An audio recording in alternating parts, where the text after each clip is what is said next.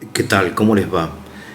Quería continuar con la catequesis, pero voy a hacer algunos anexos con el intento de responder a algunas preguntas. Por ejemplo, una pregunta de Rosa del sur de Málaga, en España, ¿no? Dice, me ha sorprendido el hecho de que la zarza ardiente sea figura de Cristo. Siempre había pensado que era figura de la Virgen María y por eso también de la humanidad, porque Cristo asume nuestra naturaleza humana y no la consume.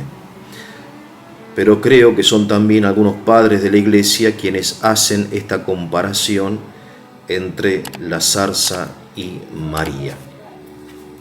Bueno, acerca entonces de la zarza ardiente, vamos a conversar un poquito ahora aquí en el Tesoro de la Isla. Bien, la zarza ardiente es un símbolo que al menos tiene 7, si no 8 interpretaciones, según la breve investigación que llevé entre los padres de la Iglesia, tanto del pasado como del presente, ¿no?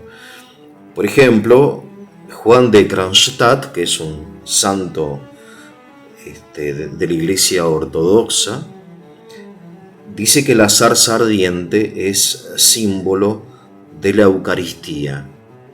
Efrén el Sirio, que es un santo de la antigüedad muy importante, dice que la zarza ardiente es símbolo del cristiano. Cirilo de Alejandría, teniendo en cuenta que la zarza es un arbusto con espinas, dice que esas espinas de la zarza ardiente nos recuerdan, prefiguran, profetizan la corona de espinas con la cual fue coronado el Salvador el día de la Pasión. La mayoría de los santos padres dicen que la zarza ardiente es símbolo del pueblo de Israel. Y ahora vamos a ver por qué. También algunos, y a esto hace referencia al Rosa, también algunos hablan de la Virgen María, ¿no? Precisamente de la virginidad de María. Como ven, la zarza ardiente tiene diversos significados en diversos autores, lo cual habla de la plasticidad, de la universalidad de este símbolo. Y si ustedes lo piensan, en la zarza ardiente se representan fundamentalmente dos realidades, la terrenal y la celestial. La terrenal, que está simbolizada en la zarza, que como mencionan algunos padres de la Iglesia, es un arbusto pobre, feo, sin valor, sin belleza, espinoso, o sea, no es un cedro como los cedros del Líbano, no es un roble con lo cual se puede hacer, no sé, muebles. Es un arbusto pobre, ¿no? Interesante. Y espinoso. El hecho de que sea espinoso, recuerdan los padres, hace referencia al sufrimiento de Israel en el cautiverio en Egipto. Por otro lado, el fuego, de que no la consume, hace referencia o simboliza, siempre ha simbolizado, la divinidad, el elemento celestial. Y por eso este símbolo puede ser interpretado, como de hecho lo es, en toda realidad que tenga estas dos naturalezas, como dice el Cuarto Concilio de Calcedonia, Cuarto Concilio Universal, en el año 451, precisamente habla de las dos naturalezas de Cristo. De modo que, como digamos en términos filosóficos, ¿no? El analogado principal es Jesús. Es Dios que asume la naturaleza humana, el fuego que prende la zarza pero no la destruye. Y después, a partir de ese analogado principal, entonces hay obviamente interpretaciones que son preferidas por algunos por motivos teológicos o ascéticos o devocionales, como en el caso de Juan de Kronstadt, que habla de la Eucaristía, ¿no? Que es muy hermoso pensar que la zarza ardiente, o si no, del alma del cristiano, que es como una zarza ardiente, en cuanto que nuestra naturaleza, que es una zarza con poco valor, se realza, resplandece, se transfigura gracias a la presencia de la gracia en nuestra alma.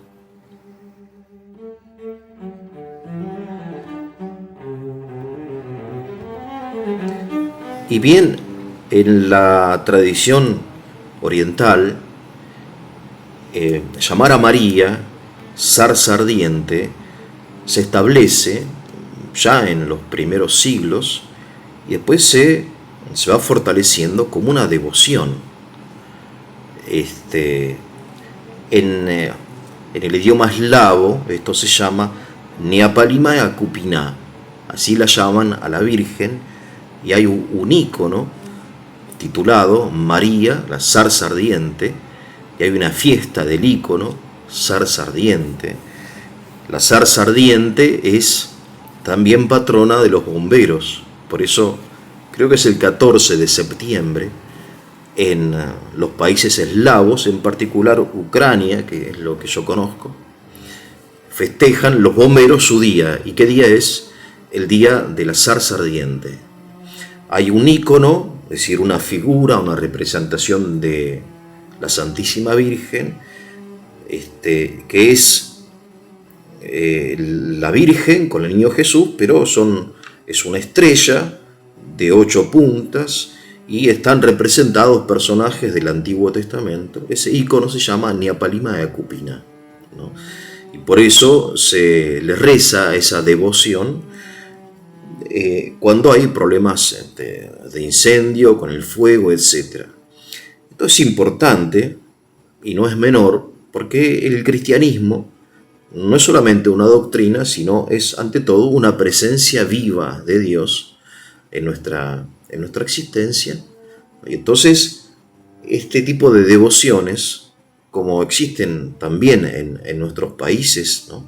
La devoción a la Virgen de Luján, a la Virgen de Cacupé, etc., Aparecida, no sé, en Brasil, o el Pilar en España, etc., hacen que la presencia de lo divino, mediante estas devociones, se haga más cercana, ¿no? Pero más allá de eso, es la idea del cristianismo es que Dios no es un Dios lejano, sino que es un Dios cercano.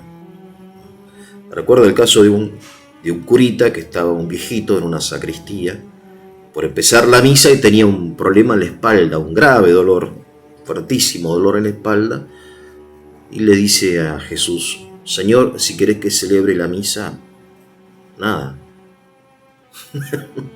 curame. Se levantó y celebró la misa. O una viejita que recuerdo también en otro país, que era la cosecha de la papa y tenía un problema similar, no podía encorvarse para cosechar, y le dice: Señor, si no cosecho me muero de hambre, ¿no? Así que bueno, dame una mano. Nada. Este tipo de relación familiar con Dios se manifiesta también en estas devociones, por ejemplo, la zarza ardiente. De modo que tenemos por un lado la teología, lo que estamos diciendo, donde yo explico, y creo que es así, que hay un analogado principal que es Jesús, verdadero Dios y verdadero hombre, la zarza y el fuego, que se alimenta de la zarza pero que no la consume, y después hay otros analogados, entre ellos, obviamente, el principal después de Cristo es María Santísima. Ahora, esto es la doctrina, la devoción, bueno, camina por sus caminos, que muchas veces no son los caminos de la doctrina, ¿no? Y en esto hay que tener cuidado, porque muchas veces le damos más importancia a San Cayetano, que es el patrono de los trabajadores, que a Jesús, ¿no? Por ejemplo. De modo que siempre hay que tener atención a esto, pero bueno, la verdad que cuando le preguntan a Tertuliano, que es un escritor cristiano del siglo III, qué es lo que trajo Jesús al mundo, él dice, bueno, Jesús trajo una sola cosa, la familiaridad con Dios. Y esa familiaridad, bueno, se manifiesta mediante estas devociones que son tan populares y tan importantes también, al menos en las confesiones tradicionales, ¿no? Me refiero en la Iglesia Católica y también en la Iglesia Ortodoxa.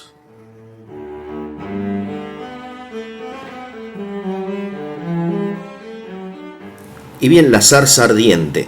Pero como estamos en un curso de catequesis, yo voy a insistir un poco en la doctrina, que es algo que tenemos que alguna vez en la vida estudiar y tratar de no olvidarlo, bueno, como todas las cosas, ¿no?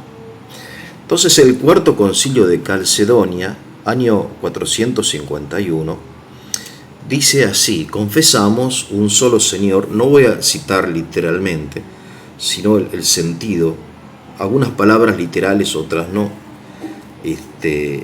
Dios perfecto, Dios completo, y hombre completo, perfecto, ¿no? En dos naturalezas distintas, dice él, el concilio, ¿no? Y pone cuatro términos, que son los que voy a literalmente, en griego, pero sobre todo en latín, porque es más fácil entenderlo para nosotros. En dos naturalezas,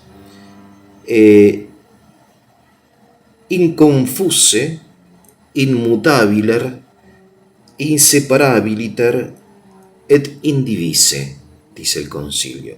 O sea, el concilio,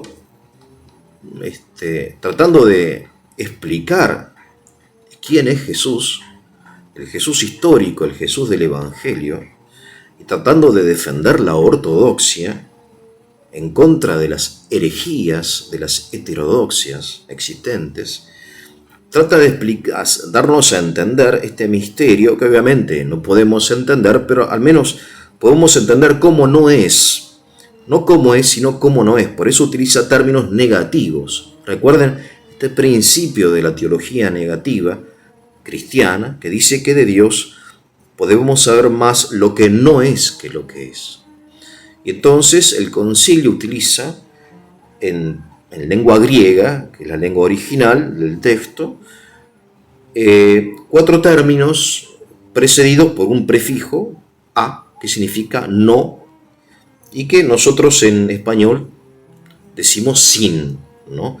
O en latín inconfuse, es decir, que las dos naturalezas, la divina y la humana, el fuego y la zarza, no se confunden, no forman algo tercero, un semidios, mitad hombre, sino que es todo Dios y todo hombre. Inmutabiliter, sin mutación, vale decir que no es que la naturaleza divina deviene humana y la humana deviene divina, ¿no? Como podría ser en alguna mitología de la antigüedad. Inseparabiliter, o sea, sin separación, no es que están separadas en Cristo. Cuando actúa una, no actúa la otra, una especie de monstruo, de rareza, ¿no? De doble realidad, de una doble personalidad, como vemos, ¿no? en patologías o en la literatura, ¿no? Donde un hombre es a la vez varios. Aquí no es así. Son inseparables y indivisas también, ¿no? Sin división. Estos 4 términos que utiliza el Concilio de Calcedonia trata de explicarnos cómo no se unen en Cristo las dos naturalezas. No nos intenta explicar, porque es imposible, cómo se unen, porque es algo que nosotros podemos observar empíricamente leyendo el Evangelio. Cristo hace milagros y en ese momento se manifiesta en su divinidad, después es crucificado y muere, y en ese momento se manifiesta su humanidad, ¿no? Nace del Padre, es el Verbo, como Verbo, esa es la divinidad, y después nace de María, en cuanto a su humanidad, el Verbo se hace carne, ¿no? Y esas dos naturalezas se unen en la persona. Bien, este es el gran misterio de la encarnación, que viene a representar también, no exclusivamente, el símbolo de la zarza ardiente. Esto, obviamente, Moisés no lo sabe, lo sabemos nosotros que tenemos la gracia de ser cristianos, ¿no? Ellos, Moisés, Abraham, etcétera, veían todo esto a lo lejos. Acerca de los otros significados, ustedes pueden entenderlo perfectamente. El pueblo de Israel, que es el pueblo elegido por Dios, y ahí está la presencia divina, es un pueblo que está sufriendo en Egipto, y esas son las espinas de la zarza. Y está muy bien, y por eso en el sentido histórico, más que espiritual o profético, quizá el primer sentido histórico sea el pueblo de Israel, ¿no? Lo que quizá Moisés vio, lo que él vio en ese símbolo, era el pueblo de Israel sufriendo la esclavitud. Bueno, después los otros simbolismos también ustedes lo entienden perfectamente, ¿no? Ahora bien, acerca de la Santísima Virgen, como dije, el simbolismo de la zarza ardiente empezó a utilizarse más como símbolo de María. En este sentido, Rosa tiene razón. En la devoción cristiana, la zarza ardiente es ante todo un ícono de María. Bien, espero poder haber respondido de alguna manera a la pregunta de nuestra amiga española, y es para mí, quiero decirlo, una alegría que mediante estos instrumentos de la tecnología podamos comunicarnos. España, Argentina, Estados Unidos, Ecuador, es una maravilla, ¿no? No dejo de sorprenderme. Y si tienen preguntas, no duden en escribirme a mi correo electrónico. Que tengan un muy buen día.